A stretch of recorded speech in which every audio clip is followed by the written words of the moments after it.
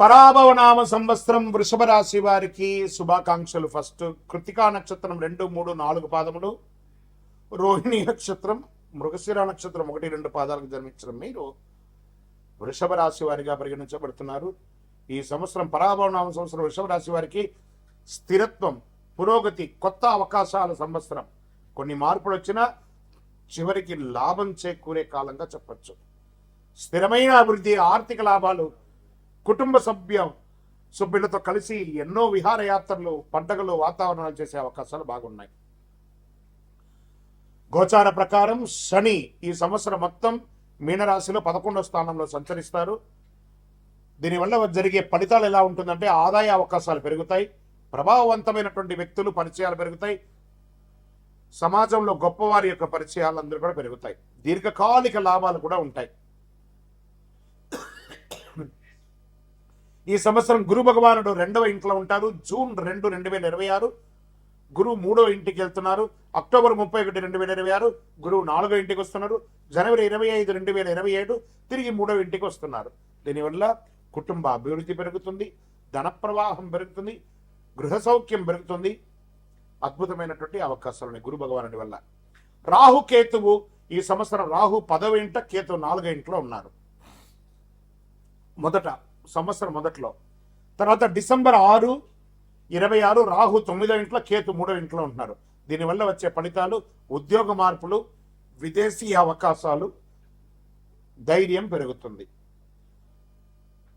Okay, ఈ సంవత్సరం అంతా కూడా ఈ గ్రహాల వల్ల ఏ రకమైనటువంటి ఫలితాలు పొందుతారంటే ఆర్థికంగా ఆదాయం చాలా బాగుంటుంది, మల్టిపుల్ ఇన్కమ్ సోర్స్ ఉంటుంది, భూమి, ఆస్తి ఇవన్నీ కూడా కొనుగోలు చేసే అవకాశాలు ఎక్కువ కనబడుతున్నాయి. ఉద్యోగస్తులకి పదోన్నతి వచ్చే అవకాశాలు ఉన్నాయి, లేదా ఉద్యోగమే లేని వారికి కొత్త ఉద్యోగాల అవకాశాలు బాగున్నాయి. ప్రభుత్వ రంగంలో ఉన్నటువంటి వారికి చాలా అవకాశాలు ఉన్నాయి. సర్వీస్ సెక్టార్లో ఉన్న ఉద్యోగస్తులకి చాలా అద్భుతాలు ఉన్నాయి. ప్రత్యేకించి ఆర్మీ మరియు నౌకాదళం, తర్వాత ఎయిర్ ఫోర్స్ వాళ్ళకి అందరికీ కూడా చాలా అద్భుతమైనటువంటి ఫలితాలు, అవార్డ్స్ కూడా వచ్చే అవకాశాలు ఉన్నాయి ఈ సంవత్సరం. వ్యాపారస్తులకి చూసి రమ్మనిన కాల్చి వచ్చిన అన్నట్టుగా 3 పువ్వులు 6 కాయలుగా అద్భుతమైనటువంటి వ్యాపారాన్ని పొందే అవకాశాలు చాలా చాలా ఉన్నాయి.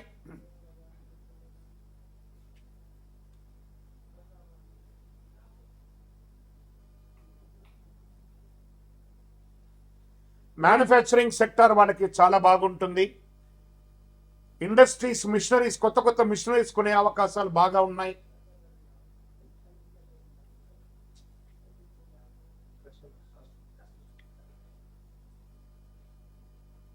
ఈ కామర్స్ బిజినెస్ లో చాలా అద్భుతాలు పొందే అవకాశాలు ఉన్నాయి. వివాహం కాని వారికి అద్భుతమైనటువంటి వివాహం అయ్యే అవకాశాలు బాగా ఉన్నాయి. ఎన్నో రోజులుగా ఎదురు చూస్తున్నటువంటి సంతాన భాగ్యం కూడా కలిగే అవకాశాలు ఈ సంవత్సరం బాగున్నాయి. ఆరోగ్యం సాధారణం కంటే కూడా చాలా అద్భుతంగా ఉంటుంది.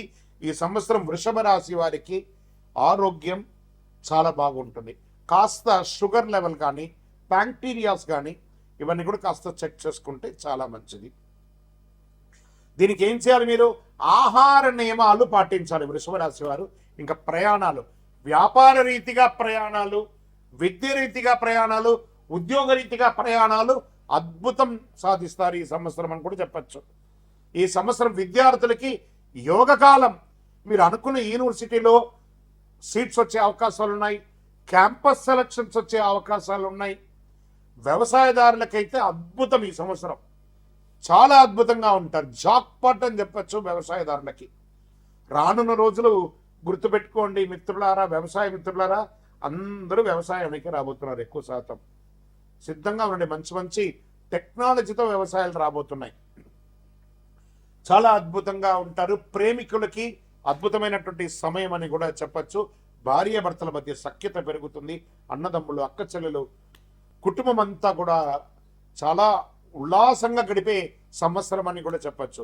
ఇంకా నక్షత్రాల వారిగా ఈ సంవత్సరం మీకు ఎలా ఉంది అంటే, కృతికా నక్షత్రం 2, 3, 4 పాదాలకి ఆర్థిక లాభాలు, కొత్త అవకాశాలు, కీర్తి ప్రతిష్టలు పెరుగుతున్నాయి.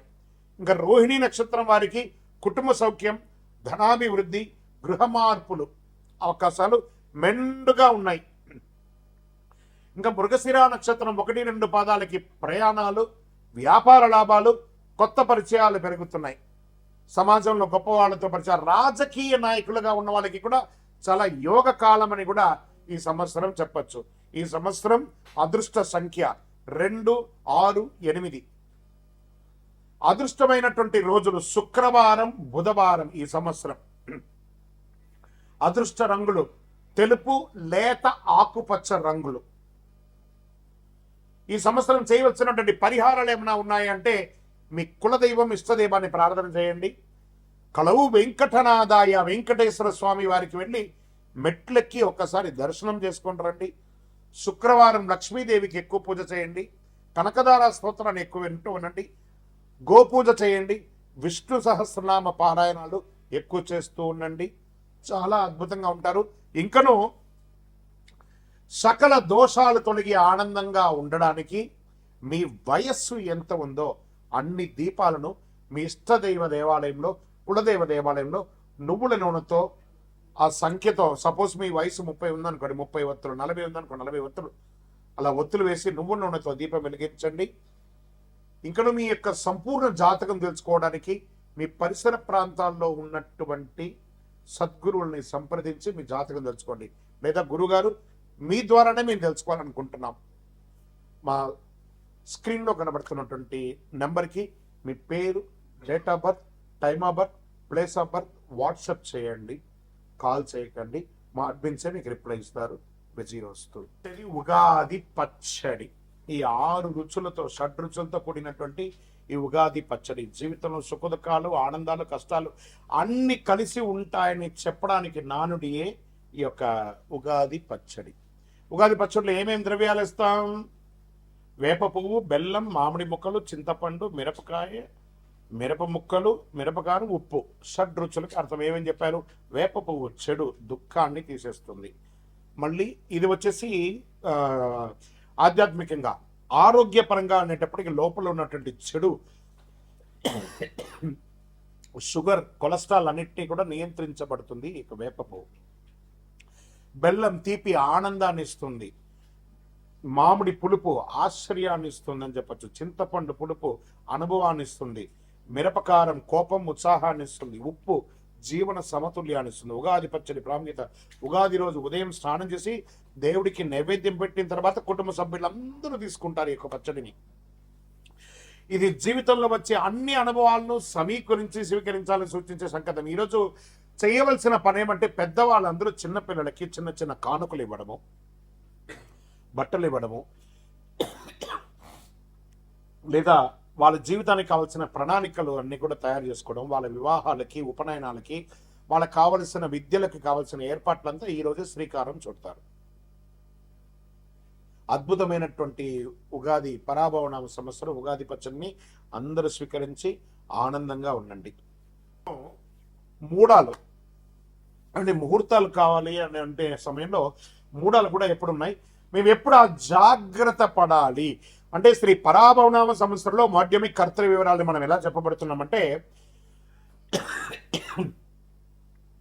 గురుమౌఢ్యమి 15/7/2026 నుండి 14/8/2026 వరకు 30 రోజులు ఉంటుంది. శ్రీ పరాభవనామ సంవత్సరం ఆషాఢ శుక్ల పాడ్యమి నుండి శ్రావణ శుక్ల విధియ వరకు శుక్రమౌఢ్యమి అంటే 19/10/2026 నుండి 29/10/2026 వరకు 10 రోజులు శ్రీ పరాభవనామ సంవత్సరం ఆశ్వయుజ శుద్ధ అష్టమి నుండి ఆశ్వయుజ బహుళ చవితి వరకు ఉంటుంది. సరే, వాస్తు కర్తరి అంటే వాస్తు కర్తరి ప్రారంభం రవి భరణి 3 ప్రవేశం మే 4, 2026. వాస్తు కర్తరి పరిసమాప్తం రోహిణి 2 ప్రవేశం మే 29వ తారీఖున అని చెప్పారు.